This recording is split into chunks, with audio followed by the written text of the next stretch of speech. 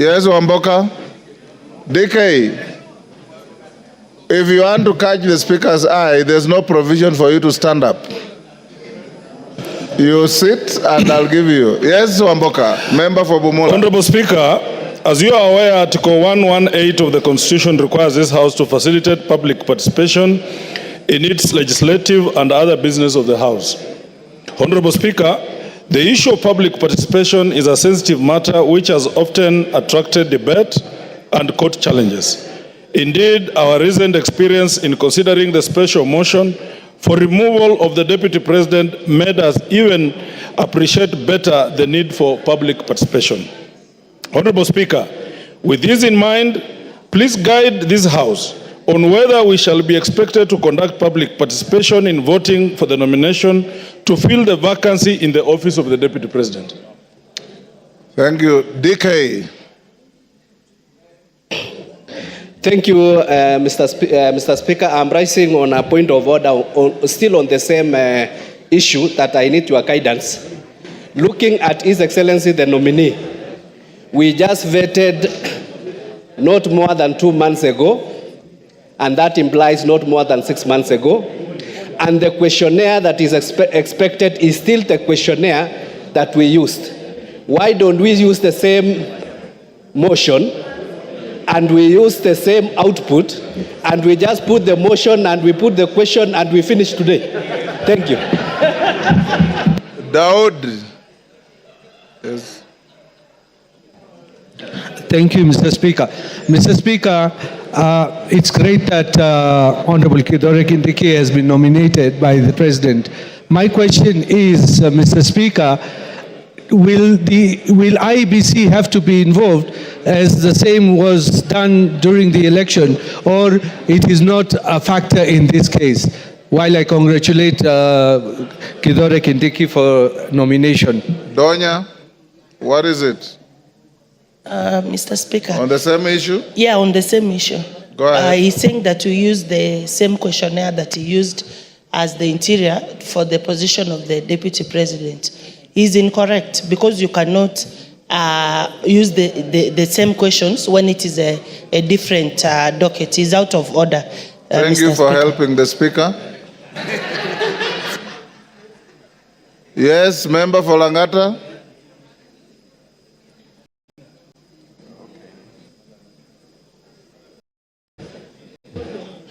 Yes. Thank you, Mr. Speaker. Having seen how things move very fast in this House, let me take this opportunity to congratulate the newly appointed Deputy President. Order, Jalango. He has not been appointed, he has been nominated. I've just said on how things move very fast here, sir. Let me congratulate him. Let me be the first person to congratulate the newly elected Deputy President. Thank you, Mr. Speaker. You can come now. Eh? No, come and take the seat. Yes. Honorable members, we'll end this here. I'll make some reasoned direction on those issues raised. I will now ask all members of the House Business Committee, Kainan and your team, to move to room 9 for a meeting. And the Deputy Speaker will go on with the statements.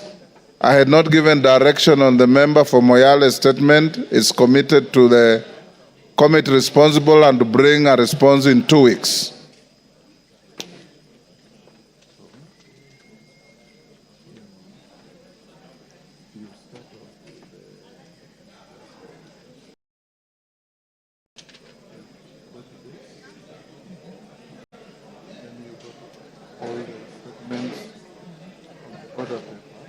This one.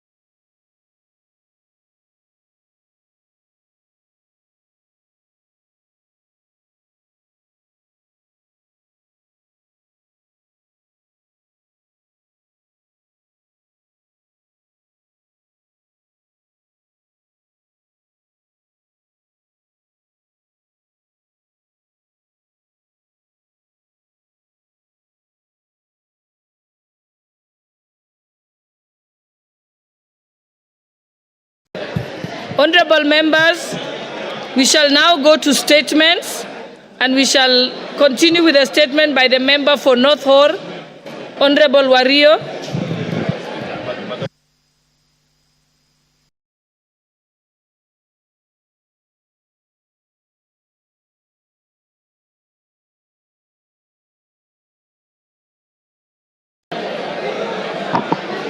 Thank you, Honorable Speaker. Honorable Speaker, pursuant to the provision of Standing Orders 44(2)(c). Order, honorable members. Order, honorable members. Order, honorable members.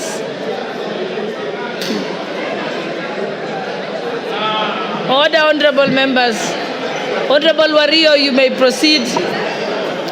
Honorable Speaker, pursuant to the provision of Standing Orders 44(2)(c), I rise to request for a statement for the chairpersons of the Departmental Committee on Agriculture and Livestock and Departmental Committee on Regional Development regarding the perpetual drought crisis and resultant loss of lives and livelihoods in arid and semi-arid lands, and especially in Northern constituency. Honorable Speaker, Northern Kenya is largely arid and semi-arid lands, and as a result, it is highly susceptible to the vagaries of climate change and climate-induced disasters. During the recent drought, there were several lives lost due to unmitigated droughts and persistent famine in the region. Furthermore, the ASAL regions lost an estimated 2.6 million livestock, which the NDMA estimated to be worth 226 billion. It is worth noting that Northern constituency, spanning 39,000 square kilometers, 1.5 times size of Rwanda, is the largest constituency in Kenya and optimizes the challenges faced by the northern region. This area, highly susceptible to climate change and climate-induced disasters, has recently witnessed devastating losses. Communities lost over 90% of their livestock. Malnutrition rates rose to 3 times the global average. Thousands of the children drop out of school. Even with the recent normal rains, the population in North Hor still faces a life-threatening food crisis, with minimal and intermittent government support through relief foods. Despite the availability of vast land as the main factor of production, and the ability to predict this weather condition and with the use of ICT-based technology, the government interventions have largely been reactive and short-term, perpetuating cycle of dependency. Honorable Speaker, the Northern Kenya Development Plan is a sustainable plan to cushion communities in the region from the adverse effects of the climate change and climate-induced disasters. Unfortunately, this plan is yet to be implemented to transition pastoralists and victims of climate disasters from dependency of relief food to long-term and sustainable livelihoods and food security interventions. Honorable Speaker, it is against this backdrop that I request a statement from the chairperson of the Departmental Committee on Agriculture and Livestock and Regional Development on the following. 1. Plans on how the government intends to leverage on demonstrated capacity for transformative projects in technology, water, and large-scale infrastructure projects to prioritize food security and enhance dignity of the population in North Hor and the ASALs of Northern Kenya. B, an explanation on why the government allocates substantial resources for relief food annually, but minimal or no resources for specific, smart, measurable, and realistic food security programs in the ASAL of Kenya. A comprehensive report on all food security and drought resilience projects with its corresponding budgets by both government and donor-funded projects that have been implemented or are ongoing in Northern constituency and the ASALs of Northern Kenya.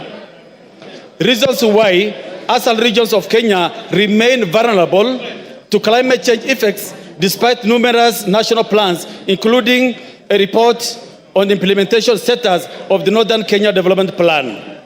Finally, a detailed analysis of the audited impacts of initiatives aimed at cushioning Kenyans from the effects of the climate change, with specific attention to northern region, including timelines for implementation of sustainable solutions. Thank you, Honorable Speaker.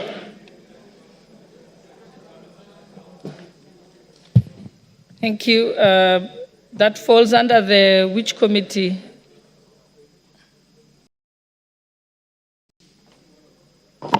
Environment?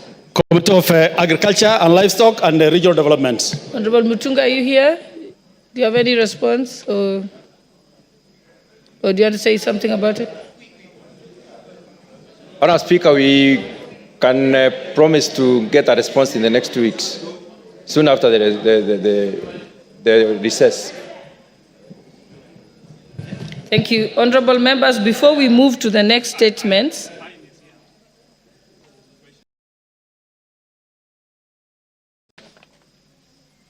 yes, I will come to the questions.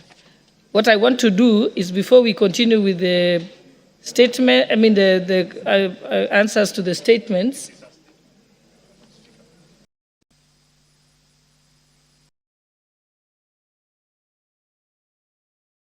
I will give you the opportunity. We are going to go to the statement. So you'll have an opportunity, Honorable Pukose. But before we proceed with the statements, allow me to reorder the order paper, and we will go to order